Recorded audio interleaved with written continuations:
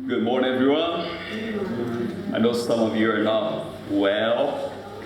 And I'm going to use that to start by asking you a question. Are Christians supposed to live a perfect life here on earth?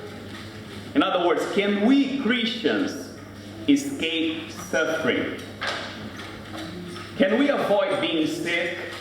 Can we avoid not being fired from a job? Can we avoid hardships in life? Well, you know what? For many Christians, Jesus died on the cross to give us good life here on earth. So some of these groups, they're going to say, well, if you think positively, you can avoid suffering here on earth. And you're going to attract good things. You're going to achieve success.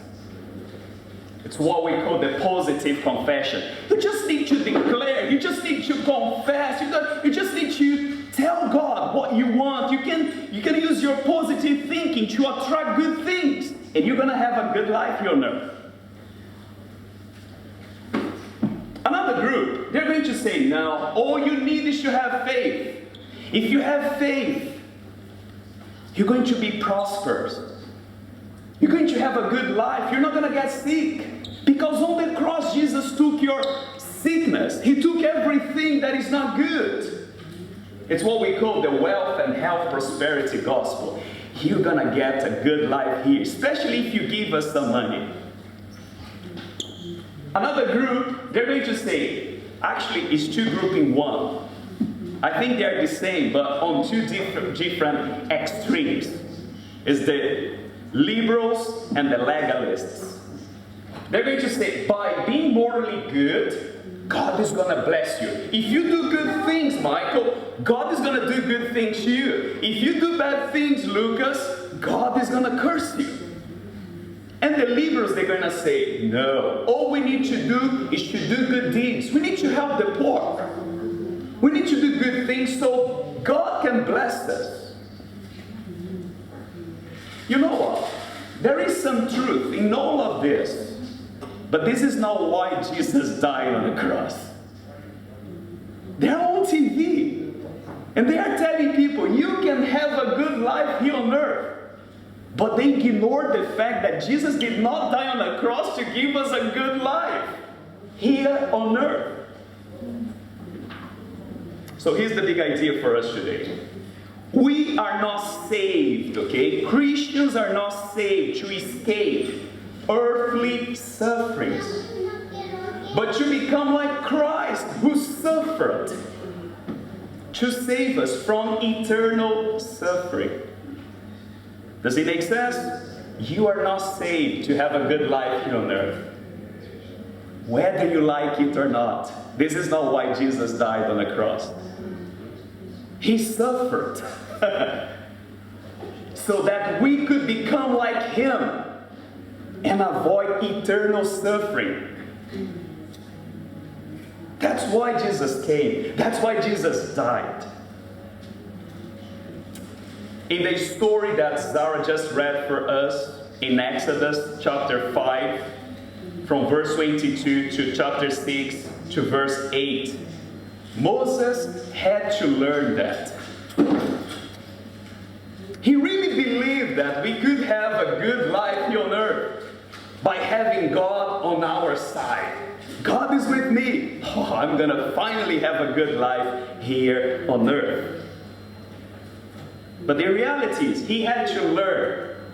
He had to learn that when suffering comes, God is actually trying to help us to become a better version of ourselves. He's allowing it for a reason. He wants us to become more like His Son, Jesus Christ. So what's my aim here for us today? My goal is to teach you how to use suffering. Okay? Don't waste your suffering. I want you to use your suffering to become more like Christ. So I want to teach you how to use suffering to become more like Christ. If you came here today to hear something different, now is the time to go.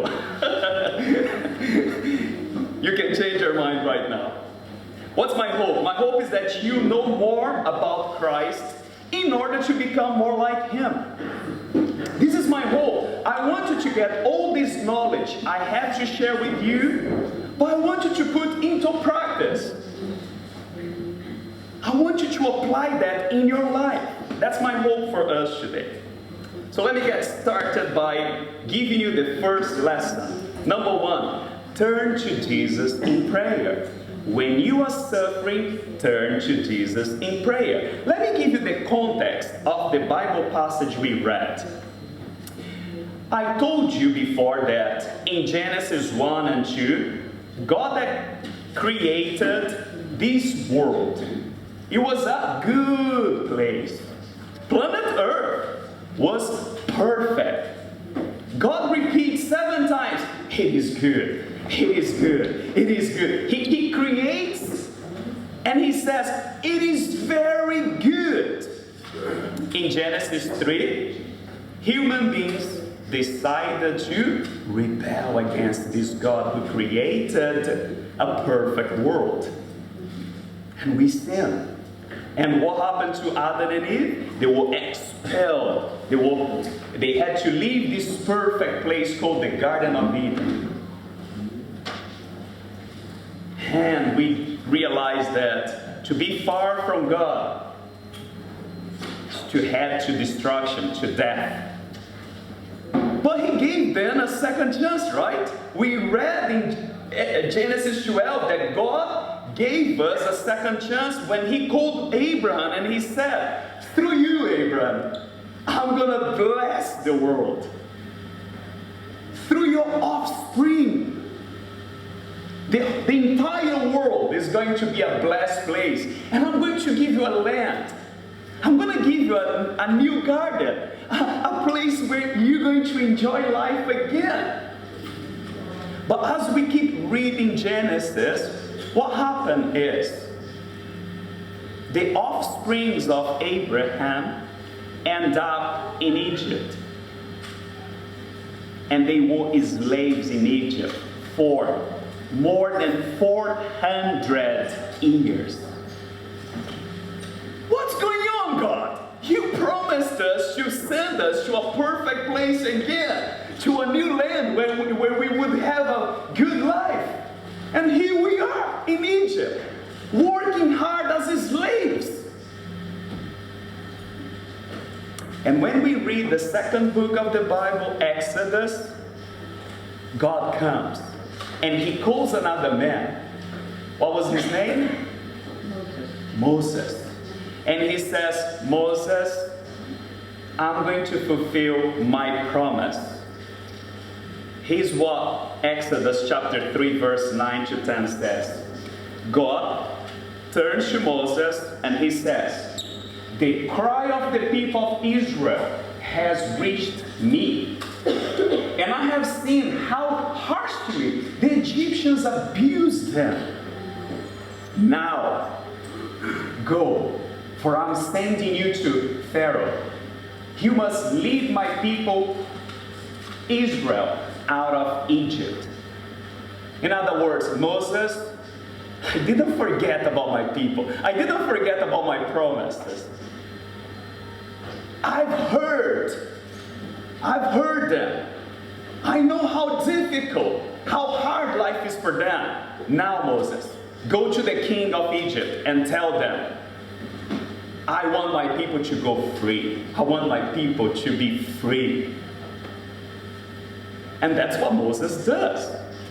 He goes to the king of Egypt and he says, let my people go. And here's what Pharaoh says in chapter 4 verse 2. Why should I listen to him and let Israel go? I don't know the Lord, and I'll not let Israel go. What are you talking about, Moses? Financially speaking, I'm really good with you guys working for me as slaves. Why should I let you go? I don't even know your God. I don't even know if he's real or not. We have many gods here in Egypt. Why should I listen to your God? You're just a bunch of slaves here. What did Moses do? What did he do, Moses? Well, Zara read for us Exodus chapter 5, verse 22. Turn to Exodus chapter 5, page 38, from verse 22.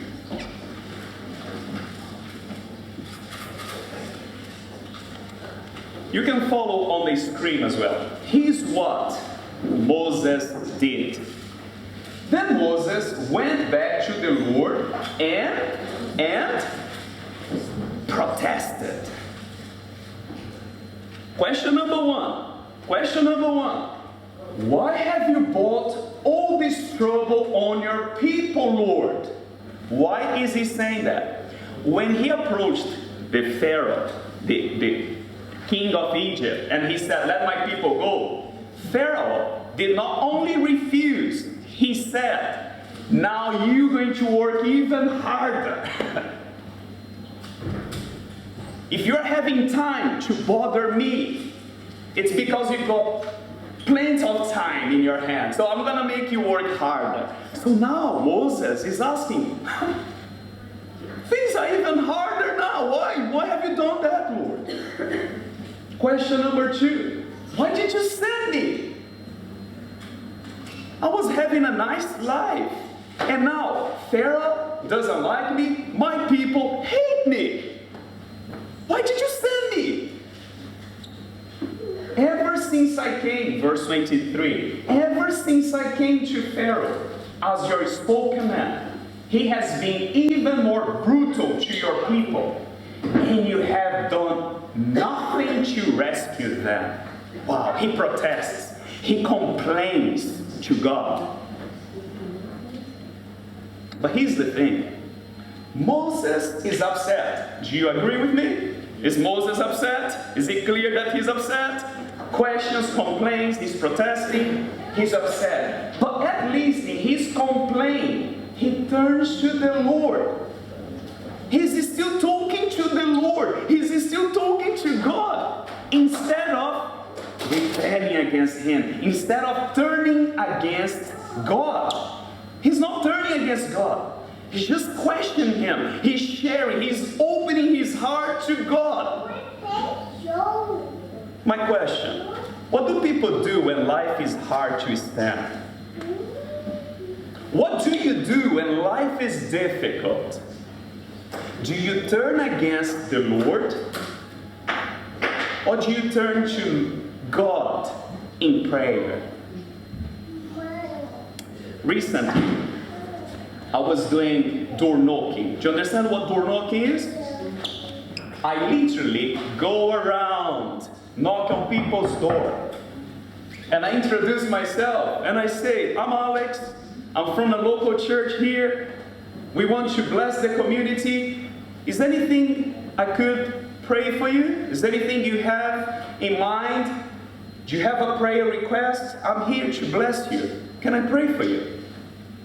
3 weeks ago, I was doing that, and an old lady, opened the door, and when I said that, she said, no, I don't like God. To be honest, I hate him. Why? Well, I was a Christian in the past. I was a devoted Christian. And one day, my husband got really sick. And we prayed. We said, God, we are good. Can you please remove all this trouble from our lives? Can you remove this disease? Can you heal my husband? And guess what? Her husband died. She got really sad with God. She got really upset with God. She was angry with God.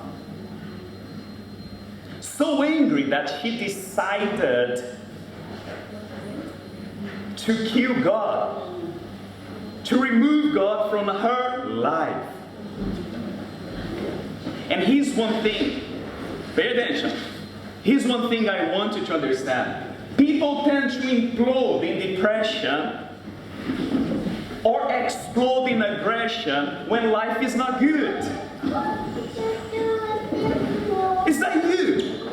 When life is difficult, you get so sad that you implode in depression, or so angry that you explode in aggression.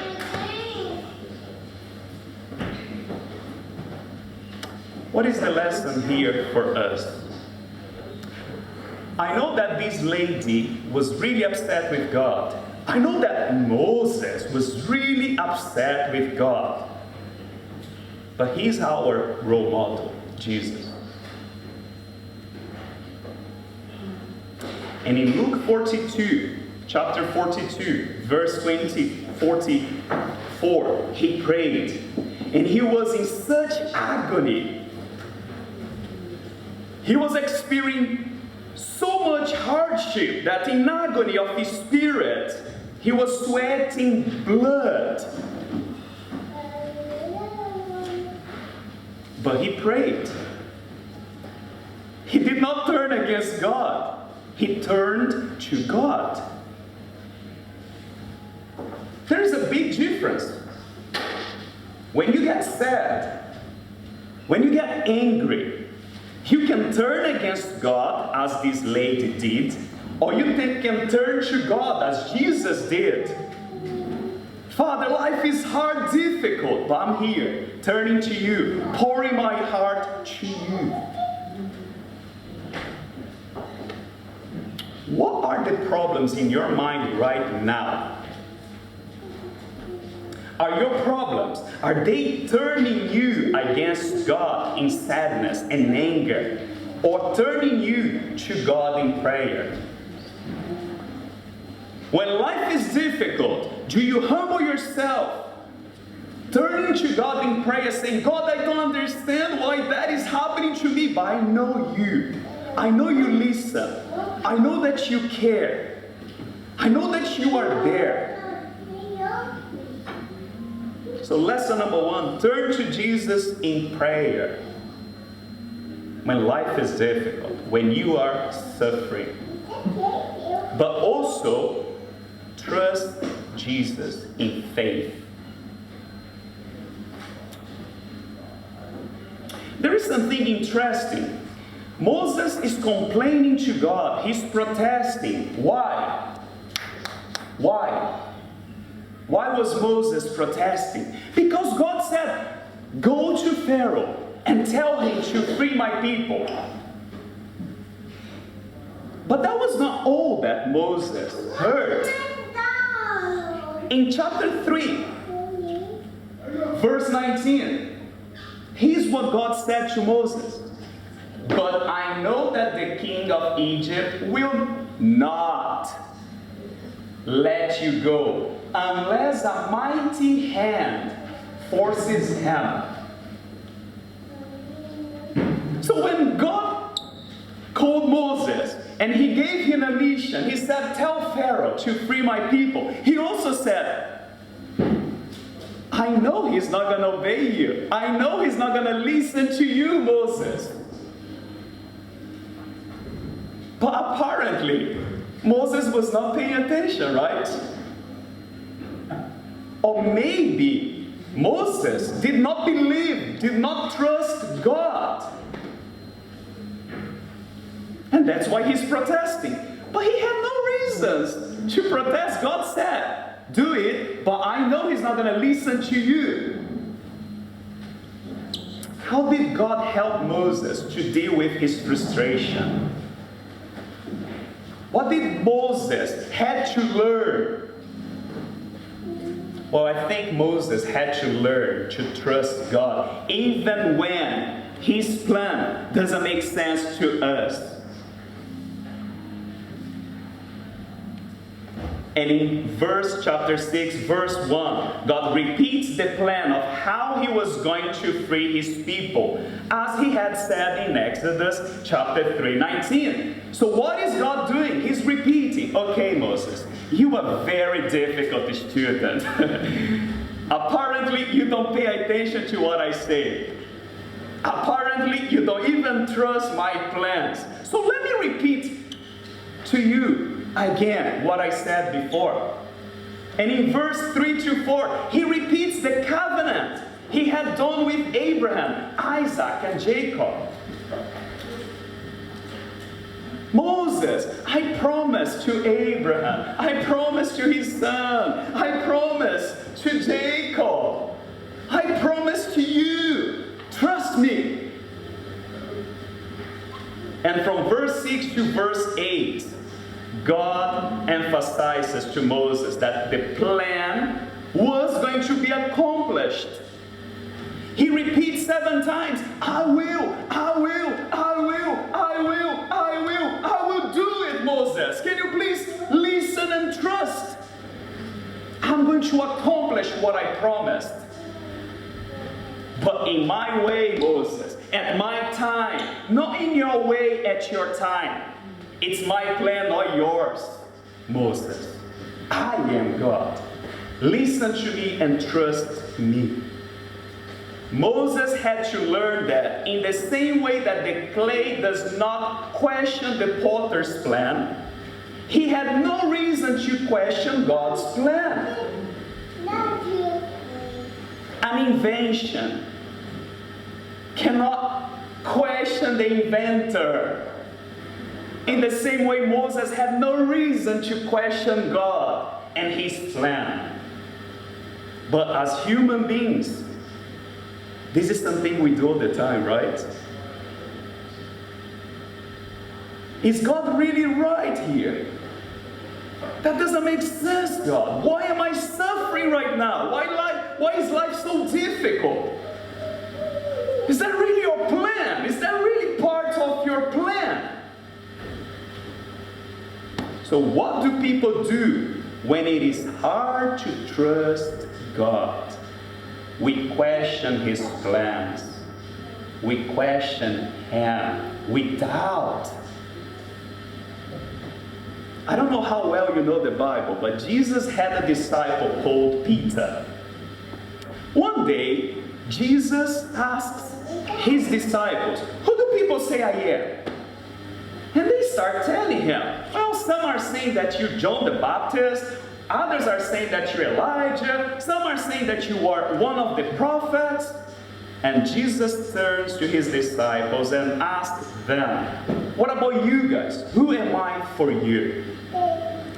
And Peter says, you are the Son of God. You are the Christ. And Jesus says, well done, Peter. You are a good student. You know my identity. You know who I am. God has revealed that to you. Blessed are you, Peter.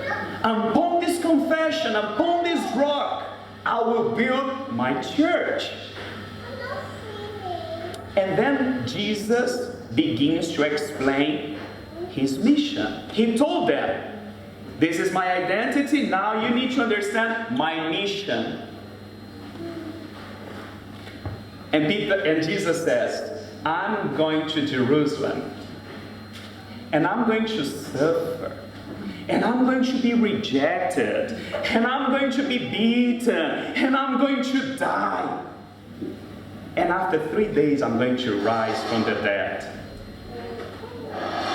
Peter then rebukes Jesus, the master. Jean, as a teacher, can you see yourself being rebuked by a student? Junior, as a teacher, can you see yourself being rebuked by a student? Don't say that, teacher. That's what Peter said to Jesus.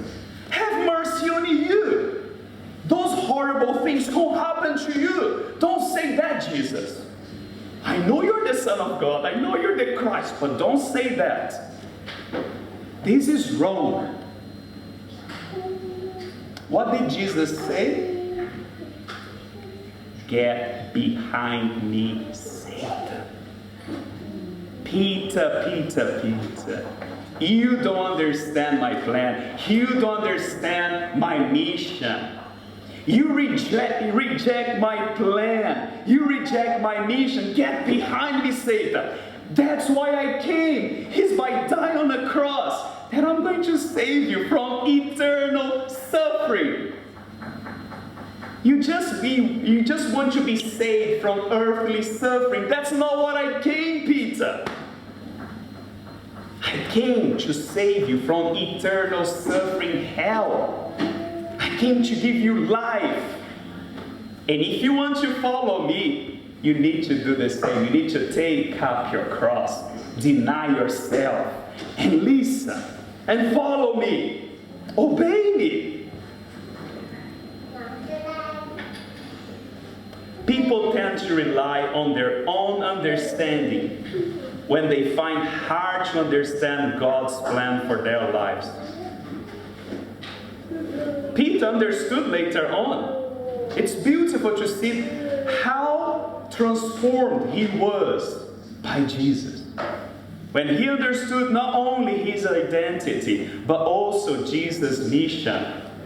Peter, according to the history of the church, was willing to die for Jesus. And when he was being crucified, he said, "Don't kill me the same way my master was killed. Crucify me upside down. I'm not worthy of dying the same way."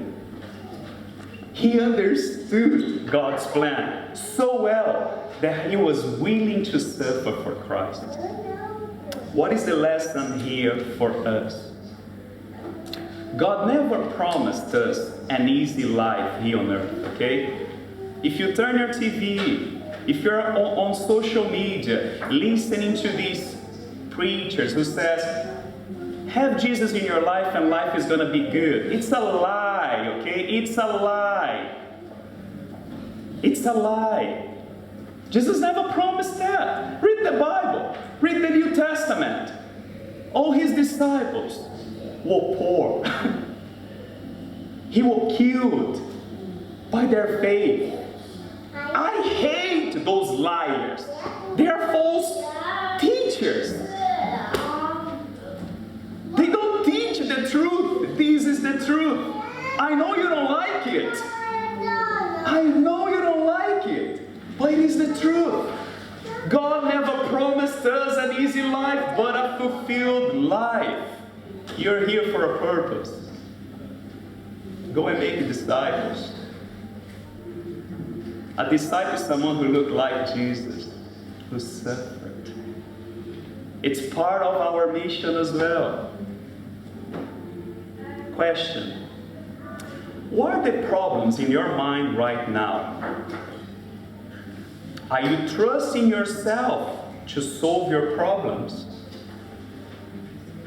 Or trusting God in faith?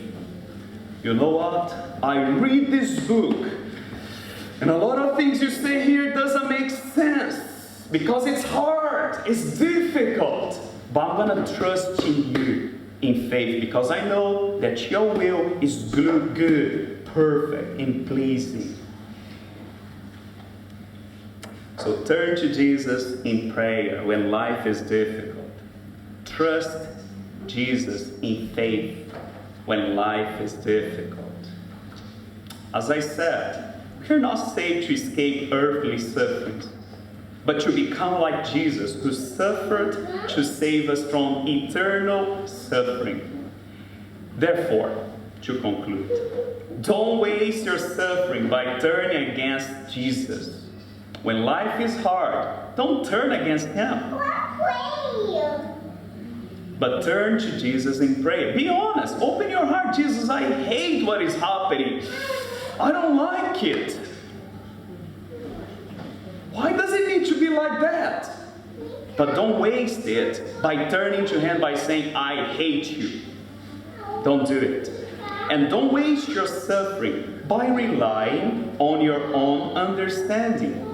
You don't know more than God does. Trust Jesus in faith